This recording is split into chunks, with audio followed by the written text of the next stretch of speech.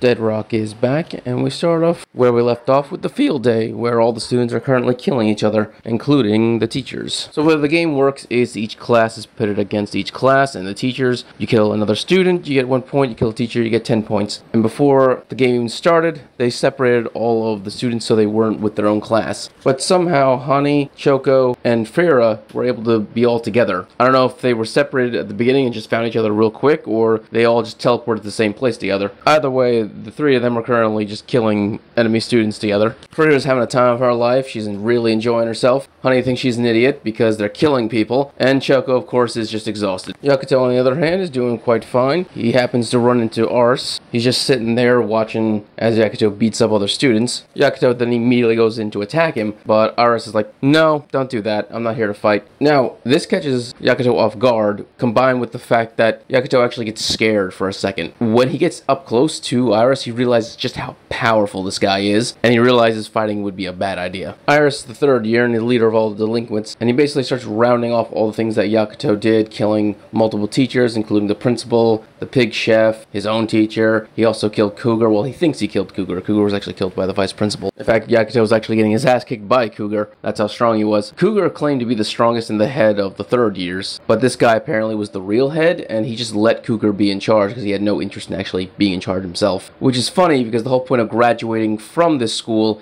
is to become a demon lord, which means he either doesn't have any actual interest in being a demon lord, or he's going the sneaky route where he's trying to stay under the radar until he gets to that position. The only problem is he's so powerful that if you get near him, you can sense how powerful he is, so going under the radar is kind of bullshit. Point is, he tells Yakuto, you can be the new Cougar, basically telling him he can be the new ruler of the school. Obviously, Yakuto doesn't give a shit about that. He has no interest in being the ruler of the school. He wants to kill God. That's his only goal. He has no interest in any of this shit. As you can imagine, Yakuto decides, whatever, I don't want to have anything to do with this. He then tries to leave, but then immediately attacks Aris. Yakuto did not mean to do this. His body was being controlled by someone else. He tries apologizing, but Aris is like, no, that's my power. Which, what?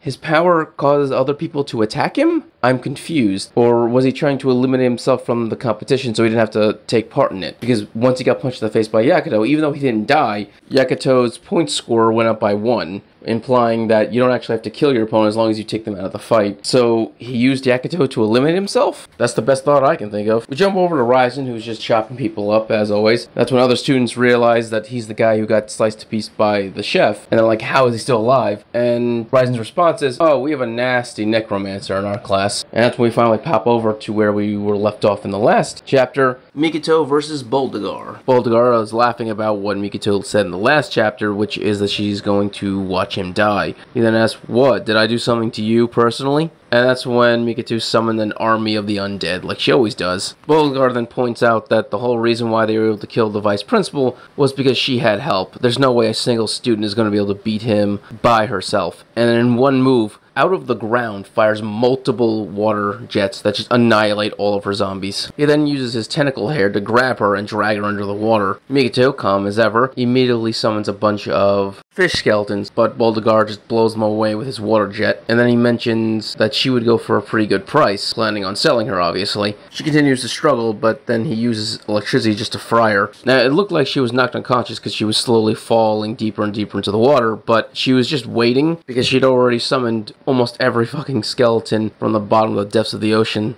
that she could summon, and they all just swam up from the depths, attacking Boldigar. He had no other choice but to actually jump out of the water to save himself. Mikoto then slowly walks out of the water and explains all the crimes of the Elite Four teachers. The vice principal kills any student he dislikes, allows in, turns people into his puppets that he can possess, and Lilith, well, she doesn't know what Lilith does, but it's pretty obvious what Lilith does. Boldigar, his crime is that he kidnaps people at sea and sells them to human traffickers. He makes it look like they were lost at sea in a tragedy. Boldigar laughs at her statement, saying, of course I can do that, it's my right as the king of the sea. And Mikoto's like, oh, so you're confessing. Alright. And she pulls out a badge and then says she's part of Ghost, the secret service of the underworld, which means she's basically been undercover this entire time, and her goal is to take down the school. This I did not see it coming at all. my thoughts on Mikoto this entire time was that she was going to be the betrayer of the group. She was going to abandon them for dead because she had no interest in getting involved in Yakuto's plan of taking down the principal and the rest of the school. But no, that has been her plan from the goal as well. And she's part of an entire organization that plans on doing this. In fact, Baltigrove straight up has a fear of death on his face when he hears that she's part of Ghost, which heavily implies that these people are powerful